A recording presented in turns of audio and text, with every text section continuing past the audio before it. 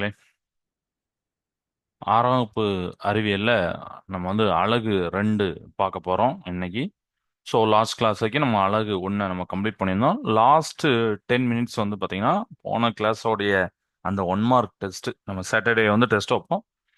First unit last 10 minutes தான் நம்ம test. சரிங்களா? ஓகே. எம்சிக்யூ. ஓகே. இன்னைக்கு நாம பார்க்க போற அந்த யூனிட்டோட நேம் பார்த்தீங்கன்னா, விசையும் இயக்கமும். இந்த விசையும் இயக்கமும் அப்படிங்கிறது அஹ், நம்ம நம்ம எல்லாருமே ஃபீல் பண்ணியிருப்போம். உதாரணத்துக்கு நம்மளால ஒரு பெரிய ஆப்ஜெக்ட், அதாவது நம்ம சின்ன பையனா இருப்போம். சின்ன பையனா இருக்கும்போது சில ஆப்ஜெக்ட்லாம் நம்மளால தள்ள முடியாது. இழுக்கவோ தள்ளவோ முடியாது. அப்ப நம்ம என்ன நினைப்போம்? நம்மளால முடியலப்பா அப்படின்னு நினைச்சிட்டு நம்ம வளர்ந்தா அதை தள்ளிடுவோம் இல்ல இழுத்துருவோம் அப்படின்னு நினைப்போம். உதாரணத்துக்கு ஒரு சைக்கிளே நீங்க எடுத்துக்கோங்களேன். சைக்கிளே பாத்தீங்கன்னா நம்மளால மூவ் பண்ண ரொம்ப கஷ்டம். ஏன்னா அதோட வெயிட் நம்மளால தாக்கு பிடிக்க முடியாது. ஆனா நம்ம வளர வளர நம்ம என்ன என்ன பண்றோம்? நம்மளால முடிஞ்ச பெரிய பெரிய ஆப்ஜெக்ட் எல்லாம் தள்ளிடுறோம், இழுத்துறோம். ஏன்? என்னைக்கா யோசிச்சீங்களா? என்னைக்கா யோசிச்சீங்களா? ரைட்டா? சோ யோசிச்சு பாருங்க அதுக்கு என்ன ஆன்சர் சொல்லிட்டு. இதுக்கு ஒரு சின்ன ஸ்டோரி நம்ம பார்த்துட்டு உள்ள போலாம். இந்த story related to force and motion. அப்போ என்ன ஸ்டோரி அப்படின்னா, ஆம், ஒரு கிராமம் இருக்கு. அந்த கிராமத்துல ஒரு பையன் இருக்கான். அந்த பையன் பாத்தீங்கன்னா ரொம்ப ஏழ்மையான ஒரு பையன். அவன் அவன் ரொம்ப அவன் வளரும் போதே பாத்தீங்கன்னா ரொம்ப கஷ்டப்பட்டு வளர்ந்துருப்பான். ஒருவேளை ஃபுட்டுக்கு கூட ரொம்ப கஷ்டப்பட்டிருப்பான். அவங்க அம்மா தான் ரொம்ப கஷ்டப்பட்டு உழைப்பாங்க. அதனால அவனுக்கு அந்த ஃபுட்டு அவ்வளோ ஈஸியா கிடைக்காது. அதே மாதிரி இன்னொரு ஒரு பையனை காமிக்கிறோம். அவன் சிட்டி சைடு பையன். அவனுக்கு ஆப்போசிட்டா நடக்கு. அவனுக்கு ஆப்போசிட் என்ன நடக்குன்னா, அவனுக்கு பிறவில இருந்து நல்ல பணக்காரன். நல்ல காசு, எதுக்கு எடுத்தாலும் பாக்கெட் மணி, எங்க போறதுக்குனாலும் காரு, வீசில லேசா வீட்ல லேசா ஒரு ஹீட் மாதிரி தெரிஞ்சுன்னா உடனே ஏசி, 55 65 இன்ச்சில் டிவி, இந்த மாதிரி ஒரு வாழ்க்கைய வாழ்றான். சரியா? இப்போ இந்த 2 இடத்துல இந்த 2 பேரை நீங்க ஞாபகம் வச்சுக்கோங்க. ஒரு கற்பனை பண்ணி வச்சிருப்பீங்க. ஒருத்தனை கிராமம், ஒருத்தன் அதுவும் கிராமத்துல ரொம்ப ஏழ்மையான கிராமத்துல நல்லா வாழ்றவங்க இருக்காங்க. நான் அவங்க நல்லா வாழ்றவங்கள சொல்லல. ஒரு நார்மலா வாழ்றவங்கன்னு சொல்லல. ரொம்ப ரொம்ப ஏழ்மையா வாழ்றவங்கன்னு நான் சொல்லிட்டு இருக்கேன். ஒருவேளை சாப்பாட்டுக்கு கஷ்டப்படுற ஒரு ஆள் மாதிரி நான் சொல்லிட்டு இருக்கேன். சரியா? இப்போ இந்த 2 பையனை யோசிச்சு பாருங்க. இந்த 2 பையன்கள்ல யாருக்கு வாழ்க்கையில ஒரு பெருசா சாதிக்கணும், நம்ம பெருசா வாழணும், ஆம், செல்வம் சேர்க்கணும், 4 பேருக்கு உதவணும், நம்மள மாதிரி இன்னொருத்தன் கஷ்டப்படக்கூடாதுன்னு யாருக்கு தோணும்? இந்த 2 பேர்ல உங்களுக்கு ஆன்சர்ஸ் இருந்தா நீங்க கண்டிப்பா சாட் பாக்ஸ்ல சொல்லலாம். இல்ல அன்மியூட் பண்ணி கூட சொல்லலாம். சார் எனக்கு, ஏன்னா அதுல தப்பு ரைட் கிடையாது. அதனால நீங்க சொல்லலாம். சார் இந்த பையன் தான் எனக்கு தோணுது. இல்ல இந்த பையன் தான் எனக்கு தோணுது. அப்படி நீங்க சொல்லலாம். உங்களுக்கு தோன்றக்கூடிய கமெண்ட்டை நீங்க சொல்லலாம். அது வரையறுக்கப்படுகிறது. இனி கெஸ் ஈஸியா கெஸ் பண்ணிடலாம். அப்படிதானே? அந்த ஏழ்மை ஏழ்மையில இருக்கக்கூடிய பையனுக்கு அந்த ஒரு ஒரு என்ன இருக்கும்? மன உந்துதல் இருக்கும். கரெக்டா? இந்த மன உந்துதல் அப்படிங்கிறத நம்ம பிசிக்ஸ்ல, இந்த உந்துதல் அப்படிங்கறத பிசிக்ஸ்ல விசை அப்படின்னு சொல்லுவோம். ஃபோர்ஸ் அப்படின்னு சொல்றோம். இப்போ ஃபோர்ஸ் இருக்கு, மன உந்துதல் இருக்கு. ஒருத்தன்ட்ட மன உந்துதல் இருக்கு அப்படின்னா அவன் என்ன பண்ணுவான்? உழைப்பான் சார். கரெக்ட். Very good. உழைப்பான். அடுத்தடுத்து என்ன பண்ணணும்? வாய்ப்புகளை தேடுவான், உழைப்பான். அதாவது அவன் இயங்குவான், அவன் மூவ் ஆவான். ரைட்டா? சோ மன உந்துதல் இருக்கிற ஒருத்தன் கண்டிப்பா சும்மா இருக்க மாட்டான். வாழ்க்கையில சாதிக்கணும்னு நினைக்கிறவன் வீட்டுல சும்மா இருப்பானா? டிவியை பார்த்துட்டு ஏதோ ஃப்ரெண்ட்ஸ் கூட கரெக்ட் அடிச்சுட்டு இருப்பானா? இருக்க மாட்டான். ரொம்ப 100ல ஒருத்தனுக்கு 2 பேர்த்துக்கு பாத்தீங்கன்னா ரொம்ப மன திட்பம் ரொம்ப அதிகமா இருக்கும். அடுத்த செகண்ட் ஒவ்வொரு செகண்ட் வேஸ்ட் பண்ணக்கூடாதுன்னு நினைப்பாங்க. அந்த மாதிரிலாம் இருக்காங்க. என்ன தெரிஞ்ச நண்பர்கள்லாம் இருக்கிறாங்க. சரியா? அப்போ அது மாதிரி நிறைய ஸ்டோரிஸ் எல்லாம் படிச்சிருக்கேன். உண்மையான ஸ்டோரிஸ் எல்லாம் படிச்சிருக்கேன். அவங்க எல்லாம் பாத்தீங்கன்னா அந்த அளவுக்கு மன உந்துதல் இருப்பாங்க. அந்த மன உந்துதல் இருக்கவங்க பாத்தீங்கன்னா மூவ் ஆயிட்டே இருப்பாங்க. அதாவது இயங்கிக்கிட்டே இருப்பாங்க. அப்போ அதே தான் இங்க வரும். ஃபோர்ஸ் இருக்கு, இயக்கம் அப்படின்னா மோஷன். அப்போ இந்த மோஷனுக்கு இயங்குறதுக்கு, ஒருத்தன் சாதிக்கிறதுக்கு உந்துதல் நமக்கு எவ்வளவு தேவை, அதே மாதிரி மோஷனுக்கு ஃபோர்ஸ் தேவை. அததான் நம்ம டாபிக்கா வச்சிருக்காங்க, விசையும் இயக்கமும். Is it clear? அப்போ ஃபோர்ஸ் இல்லைன்னா மோஷன் இருக்காதா சார்னா கண்டிப்பா இருக்காது. விசை இல்லைன்னா இயக்கம் இருக்காது. அதை எப்படி சார் புரிஞ்சுக்கலாம்? எஸ். இப்போ உங்க முன்னாடி இப்படி ஒரு காயின் எடுத்து வச்சிருக்கேன். இந்த காயினை நான் தான் வச்சேன். நான் இப்போ எந்திரிச்சு போறேன். ஒரு 2 மாசம் கழிச்சு வாரேன். வீட்ல யாருமே இல்ல. ஏர் அந்த ஃபேனோடைய இதுவும் இல்ல. எதுவுமே இல்ல. ரூம் நல்லா அடைச்சுப்பட்ட க்ளோஸ்டு ரூமா நான் வச்சுட்டு போறேன். 2 மாசம் இல்ல. எத்தனை வருஷம், 20 வருஷம், 40 வருஷம் இருந்தாலும் இப்படிதான் இருக்கும். வேற நீங்க எக்ஸ்டர்னல் ஃபேக்டர் எதுவுமே, ஏதோ ஒரு புயல் அடிக்கி இல்லைன்னா பில்டிங் குலுங்குது, இந்த மாதிரிலாம் எதுவுமே இல்லாம ஒரு ஐடியல் கண்டிஷனா நம்ம யோசிக்கும். சரியா? அப்படிங்கும்போது இந்த காயின் இந்த இடத்த விட்டு நகருமானா? நகருமா? நகராது. Very good. அப்படிதானே? கண்டிப்பா நகராது. நான் 20 வருஷம் வெயிட் பண்ண வேண்டாம். இப்பவுமே இந்த காயினை இங்க இருந்து நான் இந்த இடத்துக்கு கொண்டு போகணும்னா என்ன பண்ணணும் சார்? இத வந்து நீங்க மூவ் பண்ணணும். இந்த மூவ் அப்படின்னு சொல்றோம்ல, அததான் பிசிக்ஸ்ல ஃபோர்ஸ நம்ம சொல்றோம். ஃபோர்ஸ, விசை அப்படிங்கிறது ஒண்ணு இல்லப்பா, is nothing but push or pull. இதுதான் ரொம்ப ரொம்ப பேசிக். இழுக்கிறது அல்லது தள்ளுறது. சரியா? அப்போ இந்த ஆப்ஜெக்ட நீங்க ஃபோர்ஸ் கொடுத்தாதான் ஒண்ணு இழுக்கவோ இல்லைன்னா தள்ளவோ முடியும். கரெக்டா? விசை கொடுத்தாதான் இழுக்கவோ தள்ளவோ முடியும். நீங்க வந்து ஃபோர்ஸ் கொடுத்தீங்கன்னா, ஃபோர்ஸ் கொடுக்குறீங்கன்னா என்ன அர்த்தம்? புஷ் ஆர் புல் பண்றீங்க. ரெண்டுல எதுனாலும் பண்ணலாம். ஒரே டைம்ல பண்ண முடியாது. ஒரே டைம்ல நம்ம இழுக்கவும் தள்ளவும் முடியாது. இதான் ஒண்ணுதான் பண்ண முடியும். கரெக்ட். That is correct. எங்க கேட்டாலும், எந்த ஒரு ஒரு எக்ஸாம்லயோ இல்லைன்னா ஏதோ இன்டர்வியூல கேட்டாலும் வாட் இஸ் ஃபோர்ஸ் வா, ரொம்ப சிம்பிளா சொல்லுப்பா அப்படின்னா நீங்க அழகா சொல்லலாம். Sir, it's nothing but push or pull sir. இழுக்கிறது அல்லது தள்ளுறது சார். ஒரு ஆப்ஜெக்ட, சரியா, ஒரு ஒரு பொருளை இழுக்கிறது தள்ளுறது சார் அப்படின்னு நீங்க சொல்லிட்டா போதும். சூப்பர். Very good. ஏன்னா ரொம்ப சிம்பிளான வார்த்தை இதுதான். ஓகே. இப்போ இந்த ஆப்ஜெக்டை நான் நகர்த்துறேன். என்ன நடக்கு? மூவ் ஆகுது சார். இந்த மூவ்மெண்ட்டை தான் நாம என்ன சொல்றோம்? மோஷன், இயக்கம் அப்படின்னு சொல்றோம். இப்போ இந்த டாபிக் உங்களுக்கு ஈஸியா புரிஞ்சுட்டா, நான் சொன்ன ஒரு கான்செப்ட் படி புரிஞ்சுதா? அந்த எப்பவுமே அந்த மோட்டிவேஷனல் ஸ்டோரியை யோசிச்சு பார்த்துக்கோங்க. நம்மளுக்கு மன உந்துதல் தான் நமக்கு வந்து இருப்போம். ஓகே. அப்போ இயக்கத்துக்கு, மோஷனுக்கு ஆப்போசிட் ரெஸ்ட், ஓய்வு. ஓய்வு அப்படின்னு என்ன அர்த்தம்? ஒரு பொருள் எங்கேயுமே இயங்காம அதோடைய இடத்துல அதோட நிலையில இருந்தா அது ஓய்வு, ரெஸ்ட். தன்னுடைய பொசிஷனை, தன்னுடைய நிலைய மாத்தி இருக்கு. அது அது அதால மாத்த முடியாது. நம்ம வந்து எக்ஸ்ட்ரா கொடுக்குறோம். சரியா? அப்படி மாத்தும் போது இங்க இயக்கம் நடந்திருக்கு. Is it clear? ரைட்டா? ரைட்.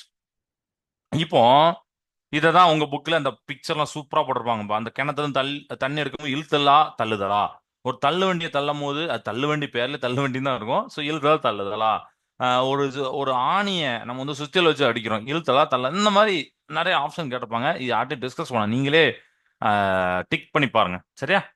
ஸோ ஒரு மோஷன், இயக்கம் அப்படின்னா டைமை பொறுத்து, காலத்தை பொறுத்து ஒரு பொருளுடைய நிலை மாறி இருக்கணும். மாறி இருந்தா அது இயக்கத்துல இருக்கு. சப்போஸ் டைம் போயிட்டே இருக்கு, அந்த பொருள் அங்கே இருக்குன்னா அது ஓய்வு நிலையில இருக்கு. சரியா? இது கிளியர் ஆயிட்டா? ரைட். சோ இப்போ நான் வந்து உங்களுக்கு ஒரு சிமுலேஷன் காமிக்கிறேன். One second. ஒரு சிமுலேஷன்ல என்னன்னா, இந்த ஃபோர்ஸ், தள்ளுறது, இழுக்கிறது அப்படின்னு சொல்றோம்ல, அதை வச்சு நான் ஒரு சிமுலேஷன் காமிக்கிறேன்.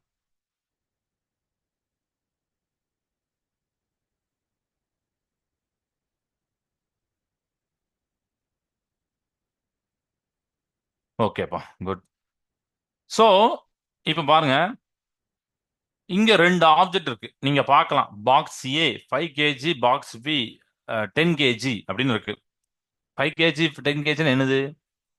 அதோட நிறை, மாஸ். Very good. குட். அப்படிதானே? நிறை. இப்போ நான் இந்த இடத்துல என்விரான்மெண்ட் அப்படின்னு போட்டு ஃபிக்ஷன், ஏர் ரெசன்ஸ் கொடுத்துருப்பாங்க. அது ஆக்சுவலி அதெல்லாம் இன்னும் வராது. பட் உங்களுக்கு லேசா சொல்லிடுறேன். நான் சொன்னோம்னா, ஒரு ஆப்ஜெக்டை வைக்கிறோம்னா அந்த ஒரு பாலை உருட்டி விடுறீங்க அப்படின்னா கொஞ்ச நேரத்துல ஸ்டாப் ஆயிருது. ஏன்னா அந்த ஃபிரிக்ஷன் உராய்வு தான் காரணம். சரியா?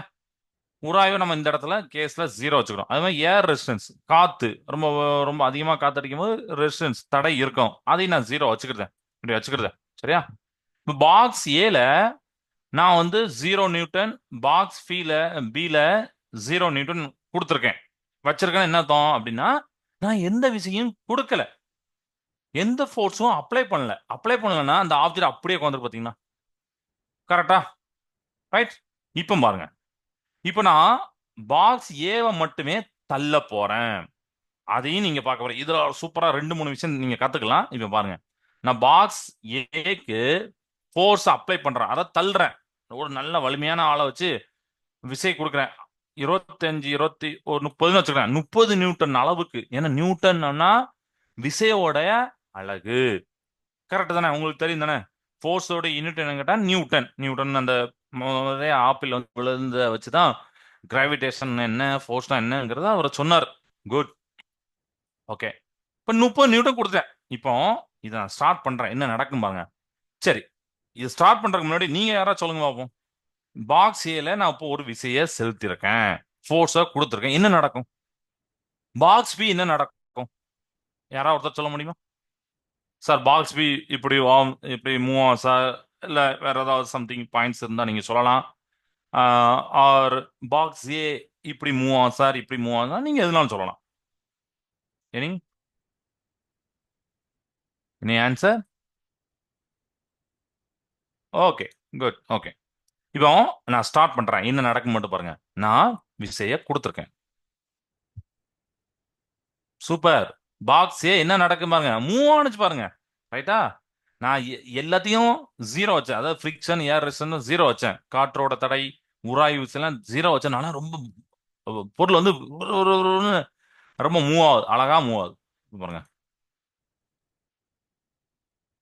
சரியா? எப்படி மூவ் ஆகி அப்படியே அந்த சைடு அப்படி போயிட்டு நமக்கு தனித்தனியா ஆப்ஜெக்ட் வச்சிருக்கோம். ஓகே. இப்போ இந்த இடத்துல ஸ்டாப் பண்றேன். ஓகே, அது அப்படி போயிட்டே இருக்கும். இப்போ இப்போ இதே 30 நியூட்டனை நான் வந்து பாக்ஸ் பிக்கு கொடுக்க போறேன். அதாவது விசைய, சமமான விசைய நான் பாக்ஸ் பிக்கு கொடுக்க போறேன். இப்போ பாருங்க அதுல என்ன நடக்கும் பாருங்க. ஓகே, இப்போ ஸ்டார்ட் பண்ணலாமா? என்ன நடக்கும் பாருங்க. பாக்ஸ் ஏ மூவ் ஆனதை நீங்க பார்த்துருப்பீங்க. கொஞ்சம் மெமரியில் வைங்க. இந்த இப்போ ஆரம்பம் ஸ்டார்ட் பண்றேன். ஒரு நிமிஷம் சார் சார், நம்ம பாக்ஸ் ஏ மட்டும் பார்ப்போம். ஓகேவா? என்ன நடக்கு? என்ன நடந்துச்சு? எஸ், பாக்ஸ் பி வந்து ஸ்லோயரா மூவ் ஆகுது, மெதுவாக மூவ் ஆகிறது. ஏன் மெதுவா மூவ் ஆகுதுன்னா, விசையானது அந்த பொருளோடைய நிறையை டிபெண்ட் பண்ணி உள்ளது இருக்கும். ஒரு பொருளுடைய மாஸ், மாஸ் சொல்லணும்ல, இப்ப நம்ம ஆல்ரெடி சொன்ன 10 kg 5 kg அதோட மாஸ். அந்த நிறைக்கு ஏத்தாப்புல, அந்த மாசுக்கு ஏத்தாப்புல தான் நீங்க கொடுக்கக்கூடிய விசையால அந்த ஆப்ஜெக்டோட மோஷன் இருக்கும். இத இத நீங்க இன்டெப்தா ஹையர் கிளாஸ் படிப்பீங்க. பட் இங்க நீங்க தெரிஞ்சுக்கிட வேண்டிய முக்கியமான பாயிண்ட்ஸ் நான் சொல்லி தந்துருவேன். சரியா? அப்போ யாருக்கிட்ட சொல்லிடலாமா சார் அதோட நான் அதே நியூட்டன் தான்ப்பா கொடுத்தேன், வேற யாருக்கு மாத்தி மாத்தி கொடுத்தேனா? இல்ல, 30 நியூட்டன் தான் கொடுத்தேன். ஆனா பாத்தீங்கன்னா பாக்ஸ் பி கொஞ்சம் மெதுவா மூவ் ஆகுது. ஏன்னா அதோட வெயிட் அதிகம். ஏன்னா பாக்ஸ் ஏ விட டபுள் மடங்கு வெயிட். பாக்ஸ் ஏ 5 kg தான், இவர் 10 kg. அப்ப டபுள் மடங்கு வெயிட்னால அப்படி இருக்கு. Is it clear? ஓகேவா? ரைட். இப்போ இப்போ பாருங்க, நான் வந்து -30 கொடுக்க போறேன். இது என்ன சார் -30 அப்படின்னு நீங்க நினைக்கலாம். அது நீங்க இப்போ ஸ்டார்ட் பண்ண உடனே உங்களுக்கே தெரியும்.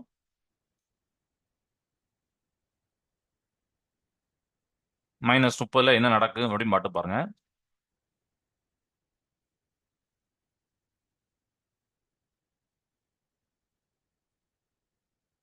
நான் ஒண்ணுமே பண்ணல. என்ன நடந்திருக்கு? ரிவர்சல் வருது. அதாவது நம்ம இங்க இழுத்தல் தள்ளுதுன்னு சொன்னோமா, புஷ் ஆர் புல்னு சொன்னோமா. புஷ் பண்றேன், ஒரு விசையை கொடுக்க, ஒரு பாசிட்டிவ்ல கொடுக்குறேன். போகுது. அதுக்காண்டி நெகட்டிவ்ல விசைன்னு கிடையாது. நமக்கு வந்து அது புரியக்காண்டி, அது தள்ளுறது இழுக்கிறதுக்காண்டி நம்ம அதை அண்டர்ஸ்டாண்ட் பண்ணோம். ஸோ 30 நியூட்டன் அதே மாதிரி கொடுக்குறேன். ரிவர்ஸ்ல அந்த ஆப்ஜெக்ட் வருது. அதாவது இழுக்கிறேன். ஃபர்ஸ்ட் என்ன பண்ணேன்? தள்ளேன். இப்போ இழுக்கிறேன். Is it clear? இந்த சிமுலேஷன் வச்சு உங்களுக்கு நல்லா புரிஞ்சிருக்கும் நான் நினைக்கிறேன். வெயிட், இன்னும் இருக்கு. இன்னும் ஒரு 5 நிமிஷம் நமக்கு ஒரு சிமுலேஷன் பார்த்துட்டு அடுத்து நம்ம ஒன் வேர்டு போலாம். ஓகே. ஸோ இப்போ இதுல வந்து ஏக்கம், ஓய்வு எல்லாம் புரிஞ்சு போச்சு. நீங்க விசையை கொடுக்கலன்னா அந்த ஆப்ஜெக்ட் வந்து ஓய்வு தான் இருக்கும், ரெஸ்ட்லாம் இருக்கும். நீங்க விசையை தள்ளுறது, இழுக்கிறது கொடுத்தீங்கன்னா அந்த ஆப்ஜெக்ட் மூவ் ஆகுது அப்படிங்கிறத நம்ம பார்த்தோம். ரைட்டா? இதுல தொடு விசை, தொடா விசை அப்படிங்கிற சொல்லுவாங்க நம்ம. அதாவது கான்டாக்ட் ஃபோர்ஸ், நான் கான்டாக்ட் ஃபோர்ஸ் அப்படின்னு சொல்லுவோம். அதாவது நம்ம மேல ஒரு தேங்காய் வந்து மேல இருந்து கீழே விழுறதெல்லாம் போட்டிருப்பாங்க உங்க புக்ல. புவியீர்ப்பு விசை வந்து அந்த தேங்காவை இழுக்கு. புவியீர்ப்பு விசை தொடுதான்னு பாத்தீங்கன்னா தொடரல, அது தொடா விசை. அப்படிதானே? தொடாம நம்ம பார்க்க முடியுதா? இல்ல. ஆனா இந்த இந்த ஆப்ஜெக்டை நான் தொட்டு தான் தள்ள முடியுது. ஓகேவா? ரைட்டா? இதெல்லாம் அங்க சொல்லியிருப்பாங்க. ஓகே. சோ இப்ப அடுத்து ஒண்ணு பாருங்க.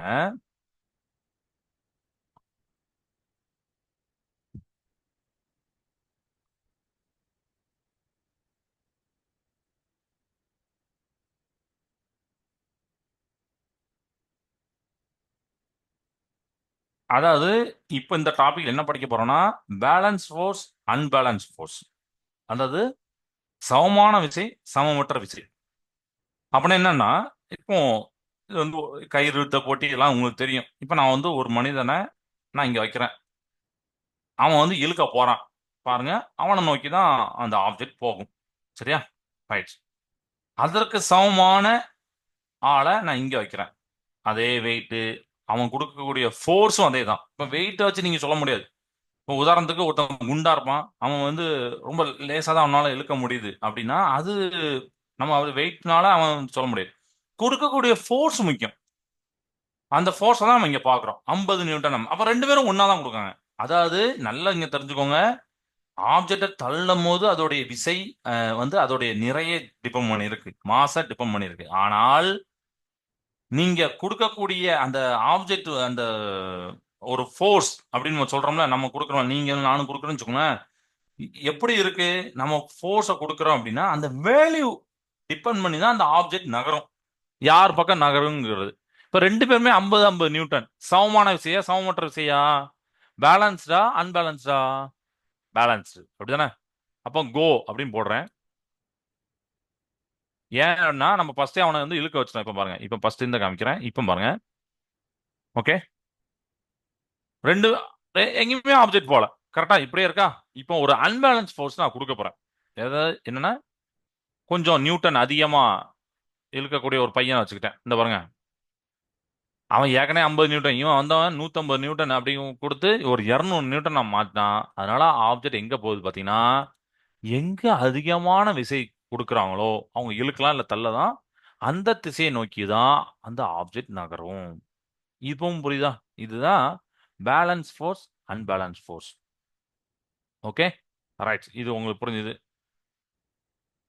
இதுல பாருங்க, இதுல வந்து மாஸ் நான் கிளிக் பண்ணிக்கிறேன். இப்போ நான் வந்து அப்ளைட் ஃபோர்ஸ் நான் கொடுக்க போறேன். சரியா? 50 நியூட்டன் கொடுக்குறான். இப்போ ஆப்ஜெக்டை தள்ளுறான்.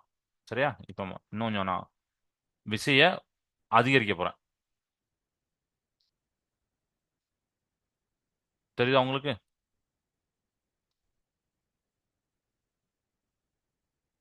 இழுத்து விட்டோடனே, ரொம்ப தள்ளி விட்டோடனே அந்த ஆப்ஜெக்ட் போயிடுது. இந்த இடத்துல ஃபிக்ஷன் இல்ல. ஃபிக்ஷனோட டாபிக் உங்களுக்கு இல்லாதனால அந்த இதை நான் டேக்க காமிக்கல. அது வரும்போது உங்களுக்கு ஒன்றும் புரியும். இந்த ஆப்ஜெக்ட் கொஞ்ச நேரம் கழிச்சு போய் என்ன ஆயிரும் பார்த்தீங்கன்னா, அந்த ஃபிக்ஷனால ரொம்ப குயிக்காவே போய் ஸ்டாப் ஆயிரும். இந்த இடத்துல ஆப்ஜெக்ட் ஸ்டாப் ஆகாம போறதுக்கு காரணம் என்னன்னு பார்த்தீங்கன்னா, நம்ம வந்து ஃபிரிக்ஷன் ஜீரோ, ஒரு ஐடியலான கண்டிஷன். சரியா?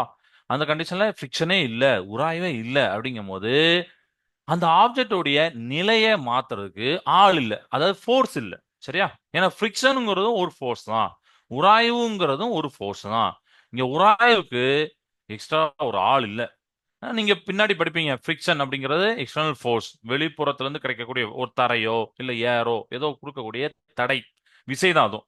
அப்படிங்கும்போது, இந்த இயக்கத்துல இருக்குல்ல, இந்த ஆப்ஜெக்ட்ட ஓய்வு நிலைக்கு கொண்டு வர்றதுக்கும் ஃபோர்ஸ் தான். ஓய்வு நிலையில உள்ள பொருள் இயக்கத்துக்கு கொண்டு போகணும்னா விசை தேவைப்படுது. இயக்கத்தில் உள்ள ஒரு பொருள் ஓய்வு நிலை கொண்டு வரணும்னா அதுக்கும் ஃபோர்ஸ் தான் தேவைப்படுது. கிளியர்? அதனால தான் பாருங்க, இங்க வந்து நான் ஃபோர்ஸ் தடுக்கிறதுக்கோ, குடுக்கறதுக்கோ ஒரு திறமை இல்லனாலும் அந்த ஆப்ஜெக்ட் போயிட்டே இருக்கு. சரியா? இதெல்லாம் நீங்க ஹையர் கிளாஸ் படிப்பீங்க. பட் உங்களுக்கு ஒரு சின்ன ஒரு இன்ட்ரோடக்ஷன் இத குடுத்தா உங்களுக்கு அண்டர்ஸ்டாண்ட் ஆகுங்கிறதுக்காண்டி தான் இத குடுத்தேன். ஓகேவா? ரைட்ப்பா. இப்போ நம்ம ஒன் வேர்ட் போலாம். இப்போ உங்களுக்கு இந்த டாபிக் பத்தி நல்லா புரிஞ்சிருப்பீங்கன்னு எனக்கு ஒரு நம்பிக்கை இருக்கு. ஓகே. இப்போ நீங்க வந்து பேப்பரோ எடுத்துக்கோங்க. நான் கொஸ்டின ஷேர் பண்றேன். கொஸ்டின் சப்போஸ் தெரியல அப்படின்னா, நீங்க உடனே சாட் பாக்ஸ்ல மெசேஜ் பண்ணிருங்க. சார் தெரியல சார் அப்படின்னு சொல்லிட்டு. ஸோ 12th ஜூலை இன்னைக்கு 6th science MCQ test number 1 measurements அளவீடுகள். First question the distance between one point to another point is called dash. மாசா, லென்த்தா, டைமா, வெயிட்டா? ஒரு புள்ளிக்கும் மற்றொரு புள்ளிக்கும் இடைப்பட்ட தொலைவு என்னது? நிறைன்னு சொல்லுவாங்களா, நீளம் சொல்லுவாங்களா, காலம் சொல்லுவாங்களா, எடைன்னு சொல்லுவாங்களா?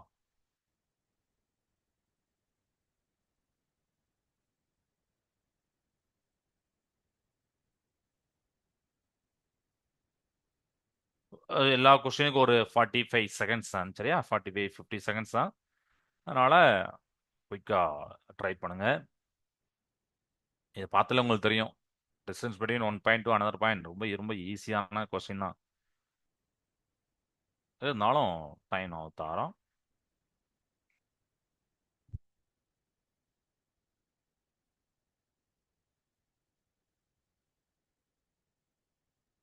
ஓகேப்பா. அடுத்த கொஸ்டின் போலாமா? குட். 2வது கொஸ்டின் போறேன். 3 kilometre is equal to in மீட்டர்ல நீங்க சொல்லணும். 3 கிலோமீட்டர் அப்படிங்கிறத நீங்க நிறைய மட்டும் கேள்விப்பட்டிருக்கீங்க. 3ஓ, 4ஓ, 5ஓ கேள்விப்பட்டிருப்பீங்க. பட் அது மீட்டர்ல சொல்லணும். அப்போ 1 கிலோமீட்டர்னா எவ்வளவு மீட்டர்? 3 கிலோமீட்டர்னா எவ்வளவு மீட்டர்? இங்க உள்ள கொஸ்டினுக்கு 3 கிலோமீட்டர். யோசிங்க.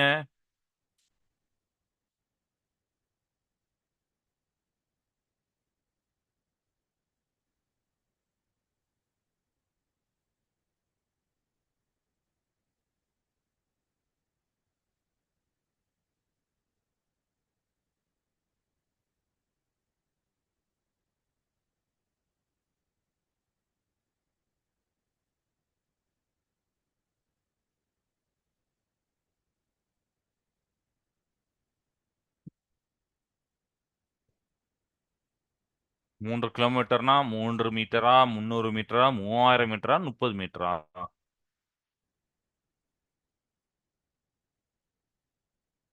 ஓகே. அடுத்த கொஸ்டின் போலாமாப்பா? Okay, good. 3rd கொஸ்டின் போலாம். 1 சென்டிமீட்டர் டேஸ் இன் மில்லிமீட்டர்ல நீங்க சொல்லணும். 1 சென்டிமீட்டர் அப்படிங்கிறது எத்தனை மில்லிமீட்டர்? மில்லிமீட்டர்னா என்ன நான் இப்ப எக்ஸ்பிளைன் பண்ண மாட்டேன். Millimetre already you know that. மில்லிமீட்டர்னா எப்படி இருக்கும்? 1 சென்டிமீட்டர் எத்தனை மில்லிமீட்டர் இருக்கும்? 10ஆ, 100ஆ, 1000ஆ, 1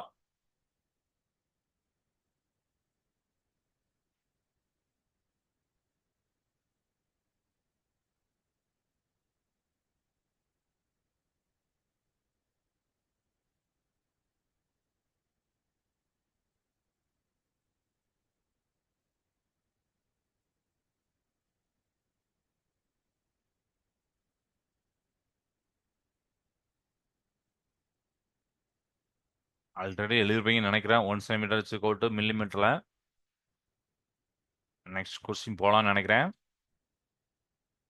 S, good. Okay. 4th question போலாம். SI unit for volume. கன அளவோடைய எஸ்ஐ அலகு என்ன? சென்டிமீட்டர் கியூபா. அதாவது தமிழ் மீடியம் ஸ்டூடெண்ட்டுக்கு நான் இங்கிலீஷ்லையும் பிராக்கெட் எழுதியிருப்பேன். நீங்க அது இங்கிலீஷ்ல எழுதாட்டா கூட பரவாயில்ல. ஆப்ஷன் கரெக்டா போடுங்க. இங்கிலீஷ்ல ஏன் எழுதியிருக்கேன்னா உங்களுக்கு தெரிஞ்சுக்கணும். அதை எப்படி இங்கிலீஷ்லையும் சொல்லுவாங்கன்னு தெரிஞ்சுக்கிறதுக்காண்டி தான் எழுதியிருக்கேன். So litre, millimetre cube, metre cube or centimetre cube இந்த மாதிரி ஒரு ஆப்ஷன் ஏதோ ஒன்று தான் எஸ்ஐ யூனிட் ஃபார் வால்யூம்க்கு.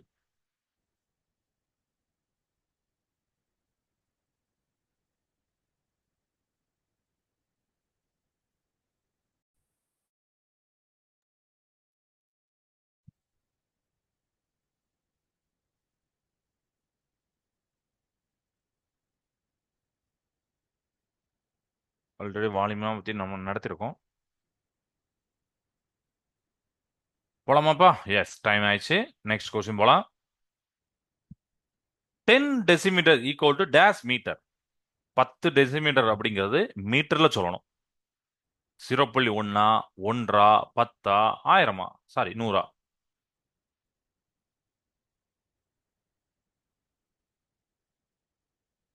எது? 0.1, ஒன்றா, இல்ல 10, 100? ஆப்ஷனோட எழுதுங்கண்ணா, எப்போதுமே எழுதணும். இங்க இங்க ஒன் வேர்ட் டெஸ்ட்லயும் சரி, எக்ஸாம்லயும் சரி, ஆப்ஷனோட எழுதணும். சப்போஸ் பிஓ சிஓ அப்படின்னா சி போட்டு அப்படியே 10 அப்படின்னு எழுதணும். வெறுமனே 10 அப்படின்னு போட்டக்கூடாது.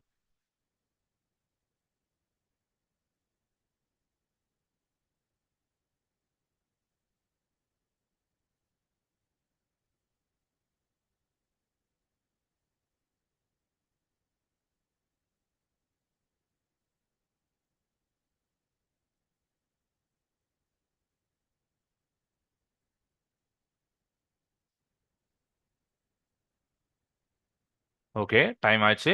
நெக்ஸ்ட் கொஸ்டின் போலாம். எஸ். டேஸ் ஈக்குவல் டு ஒரு டன்.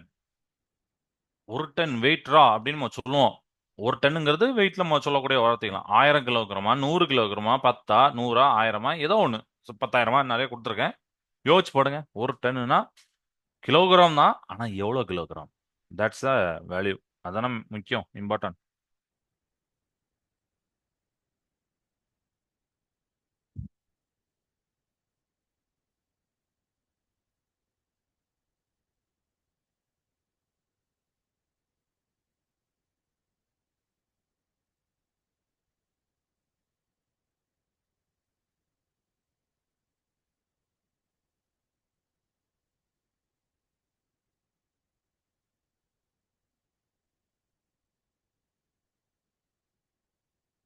இது ஆல்ரெடி ஈஸியா எழுதிருப்பீங்கன்னு நினைக்கிறேன்.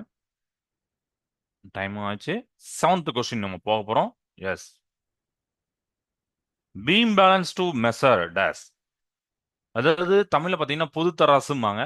ஒரு பொருளோடைய டேஸ் அளவிட நம்ம பயன்படுத்துறோம். எடையா, வெயிட்டா, மாஸ் நிறையவா, கன அளவா, வால்யூமா, லென்த்தா, நீளமா?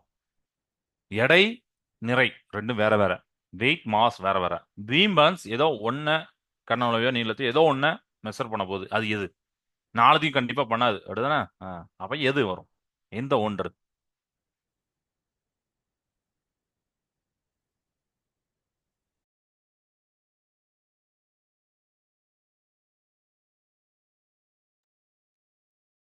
ஓகே, நெக்ஸ்ட் கொஸ்டின் போக போறேன். ஓகே, நெக்ஸ்ட் கொஸ்டின் போகலாம். பாத்தீங்களா? ஓகே, எட்டாவது கொஸ்டின் போறேன். 1195 மீட்டரை நீங்க டேஷ் கிலோமீட்டர்ல எழுதணும், அண்ட் இன் டர்ம்ஸ் ஆஃப் மீட்டர்லயும் எழுதணும். 1100 உங்க புக்ல உள்ள சம்மந்தம். நான் வித்தியாசமா புதுசாலாம் எதுவும் கேட்கல. எத்தனை கிலோமீட்டர் வரும், எத்தனை மீட்டர் வரும்? ரொம்ப ரொம்ப ஈஸியான கொஸ்டின். பார்க்க தான் நம்பர் மாதிரி இருக்கும், ஆனா ரொம்ப ரொம்ப ஈஸி தான்.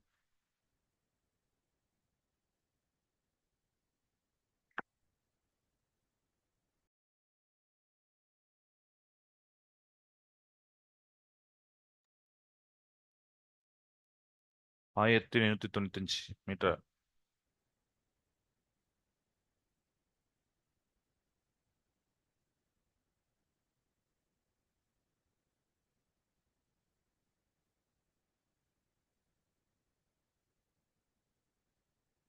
ஓகே, டைம் ஆக போகுது. ஸோ நெக்ஸ்ட் கொஸ்டின் மூவ் ஆக போறேன். மூவ் ஆக போறேன். Okay, good. Ninth question. Time of activity. அதாவது ஒரு செயல், ஆக்டிவிட்டி ஏதோ ஒரு செயல், அந்த செயல் நடைபெறுவத நம்ம மெஷர் பண்ண போறோம். அது எடுத்துக்கொள்ளும் காலத்தை துல்லியமாக கணக்கிடும் கருவி எது? சன்டயல் சூரிய கடிகாரமா, ஸ்டாப் கிளாக் நிறுத்து கடிகாரமா, பெண்டுலம் கிளாக் பெண்டுல கடிகாரமா, ஹவர் கிளாஸ் அப்படின்னு சொல்லலாம் மணர் கடிகாரமா? இந்த மாதிரி நீங்க வந்து சொல்லணும். எது? Sundial, stop clock, pendulum clock, hour glass? அந்த ஆக்டிவிட்டி ஏதோ ஒரு ஆக்டிவிட்டி நடக்கும். இப்போ உதாரணத்துக்கு ஒரு கிளாஸ் அப்படின்னா 30 அப்படின்னு நம்ம சொல்றோம். ஒரு பிடி பீரியட் சொல்றோம். இல்லை ஒரு சினிமா சொல்றோம். எவ்வளோ நிறைய இருக்கு. இதெல்லாம் ஒரு ஆக்டிவிட்டியானா இந்த ஆக்டிவிட்டியோடைய அந்த டைமை மெஷர் பண்றதுக்கு இதெல்லாம் ரொம்ப பெருசு பெருசு. நான் சொல்றேன்னா பெருசு பெருசு, சின்னது நிறைய இருக்கு. ஓட்டப்பந்தயத்தில் 100 கிலோமீட்டர் நிறைய இருக்குல்ல, அதை வச்சு நான் சொல்றேன். நீங்க யோசிச்சு பாருங்க.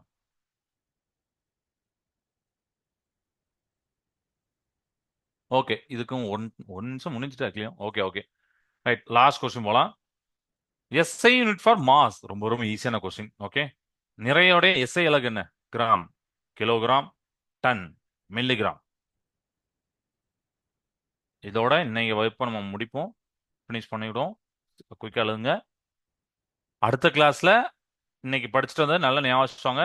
அதுக்கு அடுத்த டாபிக் இருக்கு, டைப்ஸ் ஆஃப் மோஷன் இருக்கு. நான் அதுல இருந்து அடுத்த கிளாஸ் நடத்துவேன். இன்னைக்கு நடத்தின மோஷன், விசை, இயக்கம், அந்த விசையை கொடுத்தா என்ன நடக்கும், விசை இல்லைன்னா என்ன நடக்கும், ஓய்னா என்ன, இயக்கம்னா என்ன, எல்லாத்தையும் நான் சொல்லி கொடுத்தேன். சிமுலேஷன் பார்த்தோம், உங்களுக்கு புரிஞ்சிருக்கும். அன்பேலன்ஸ்டு பேலன்ஸ் ஃபோர்ஸ், சமநிலையான விசை சமமற்ற விசையை மாற்றி பார்த்தோம், எல்லாம் பார்த்தோம். ஓகேவா? ரைட்பா. ரைட். ஓகே. ஸோ இன்னைக்கு கிளாஸ் நிறைய செய்த. வேற எதுவும் டவுட் இருக்கா? சரி, ஓகே, படிச்சுட்டு வாங்க. நம்ம நெக்ஸ்ட் கிளாஸை டிஸ்கஸ் பண்ணுவோம். வாழ்க பாரதம், வெல்க தமிழகம். நன்றி, வணக்கம்.